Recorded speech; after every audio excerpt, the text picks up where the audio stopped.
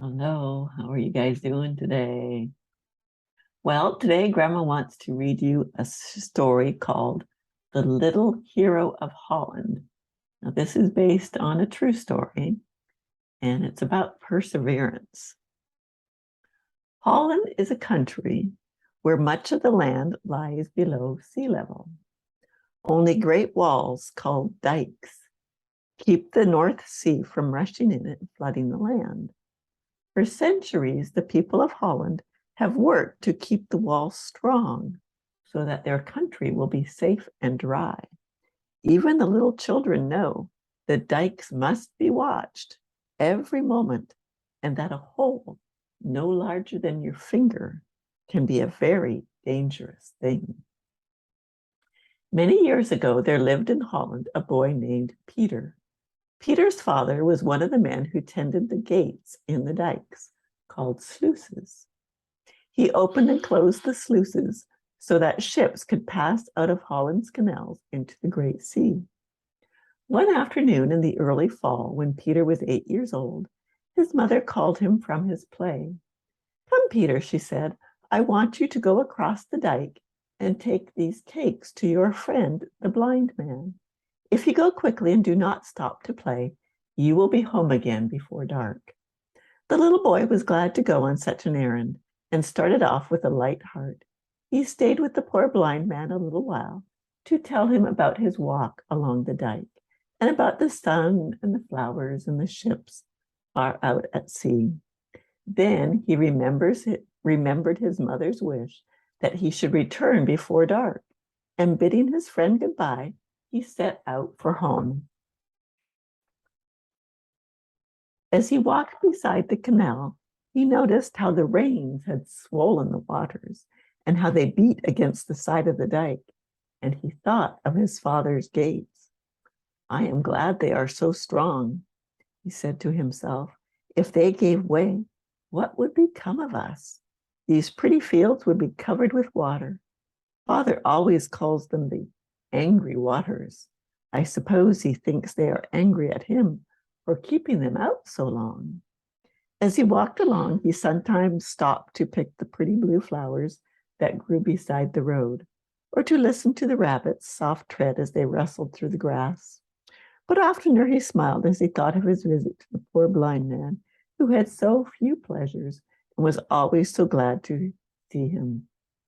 Suddenly he noticed that the sun was setting and it was growing dark. "Mother will be watching for me," he thought, and he began to run toward home. Just then he heard a noise. It was the sound of trickling water. He stopped and looked down. There was a small hole in the dike, through which a tiny stream was flowing. Any child in Holland is frightened at the thought of a leak in the dike. Peter understood the danger at once. If the water ran through the little hole, it would soon make a larger one, and the whole country would be flooded. Water is very strong, and just a little bit can make a bigger and bigger and bigger hole. In a moment, he saw what he must do. Throwing away his flowers, he climbed down the side of the dike and thrust his finger into the tiny hole. You see him, there he is, and there's the hole. So he's putting his finger into the hole so that the water can't come through and keep making a bigger hole. The flowing of the water was stopped.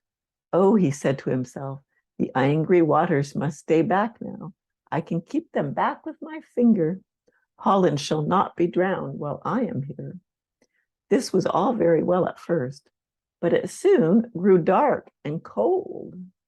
The little fellow shouted and screamed. Come here," he called. But no one heard him.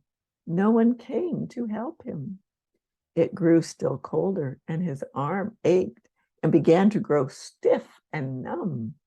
He shouted again, "Will no one come? Mother, mother!"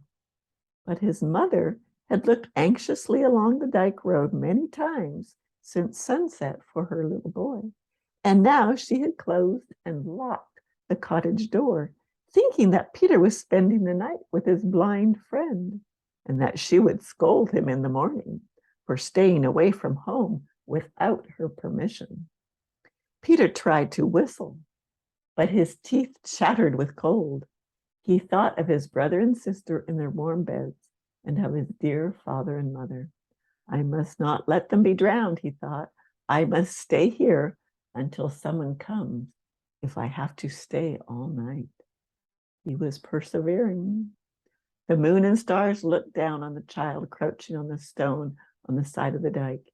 His head was bent and his eyes were closed, but he was not asleep, for every now and then he rubbed the hand that was holding back the angry sea. I'll stand it somehow, he thought. So he stayed there all night, keeping the water out. Early the next morning, a man going to work thought he heard a groan as he walked along the top of the dike. Looking over the edge, he saw a child clinging to the side of the great wall. What's the matter? He called. Are you hurt? I'm keeping the water back, Peter yelled. Tell them to come quickly. The alarm was spread. People came running with shovels, and the hole was soon mended. They carried Peter home to his parents, and before long, the whole town knew how he had saved their lives that night. To this day, they have never forgotten the brave little hero of Holland. Do you see him? He was just 8 years old, but he knew how important it was to keep the water out and not let it come through the dikes. And so even though it was cold and hard, he persevered and kept the water back so that his country and his family would be safe. We might not have dikes near us to put our fingers in, but there are other things that might come along that we have to be strong and courageous and work hard to do what's right, even though it is very difficult. Remember, Grandma loves you, and I will tell you another story later. Bye.